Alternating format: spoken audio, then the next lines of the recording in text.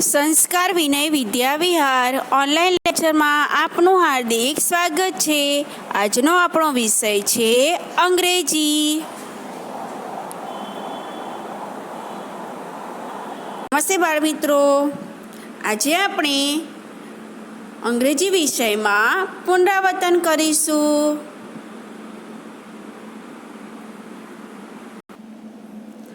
જો એની અંદર આપણે સ્પેલિંગો જોઈશું, એનો અર્થ, ઉચ્ચાર, બરાબર. તો આ શેનું ચિત્ર દેખાય છે? આ છે હોડી. એને અંગ્રેજીમાં કહેવાય બોટ. હવે એનો સ્પેલિંગ છે BOAT. બોટ એટલે હોડી. હવે જુઓ, આ ચિત્ર છે ખટારાનું. એને ટ્રક કહેવાય. એનો સ્પેલિંગ થશે TRUCK. ટ્રક એટલે ખટારો. હવે જુઓ, આ છે ઘોડાગાડી, બરાબર. અંગ્રેજીમાં એને ટાંગા કહેવાય. એનો સ્પેલિંગ થશે TONGA. ટાંગા એટલે ઘોડાગાડી. આ તો તમે રોજ ચલાવો છો. આ છે સાયકલ. એને અંગ્રેજીમાં શું કહેવાય? બાઇસિકલ. એનો સ્પેલિંગ થાય છે BICYCLE. બાઇસિકલ એટલે સાયકલ.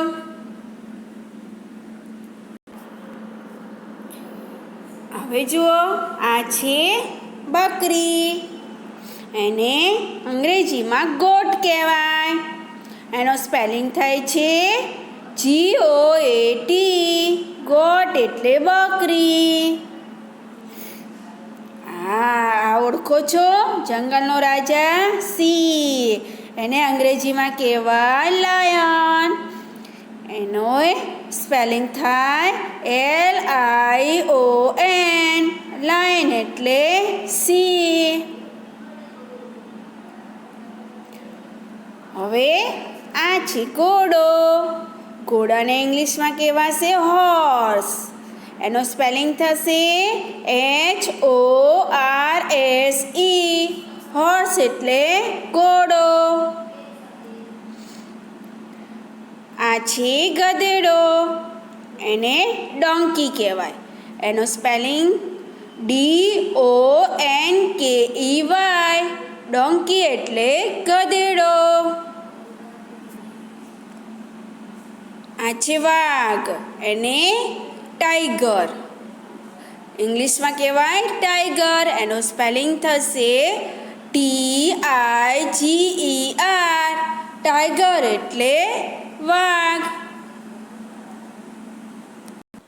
આ છે ભૂંડ, બરાબર. એને ઇંગ્લિશમાં પીગ કહેવાય. PIG. પીગ એટલે ભૂંડ. હવે આ ચિત્ર છે ઘેટાનું. એને ઇંગ્લિશમાં કહેવાય શીપ. SHEEP. શીપ એટલે ઘેટું. હવે જુઓ, આ છે પોપટ. પોપટને ઇંગ્લિશમાં કહેવાય પેરટ. એનો સ્પેલિંગ PARROT. પેરટ એટલે પોપટ. હવે આ છે ઘુવડ. એને આઉલ કહેવાય.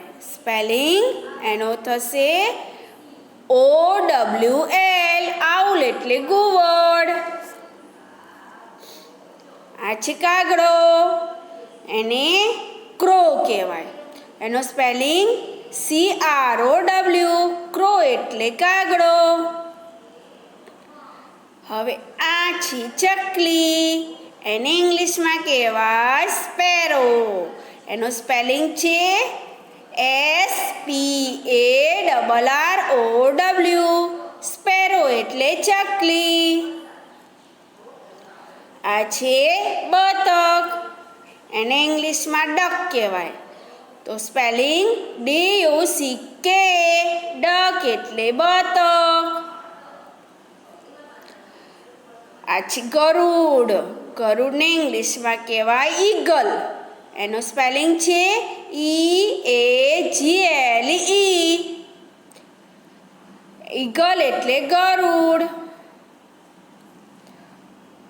આને તો ઓળખો છો ને, આ છે મોર, એને ઇંગ્લિશમાં પીકોક કહેવાય. સ્પેલિંગ થશે PEACOCK,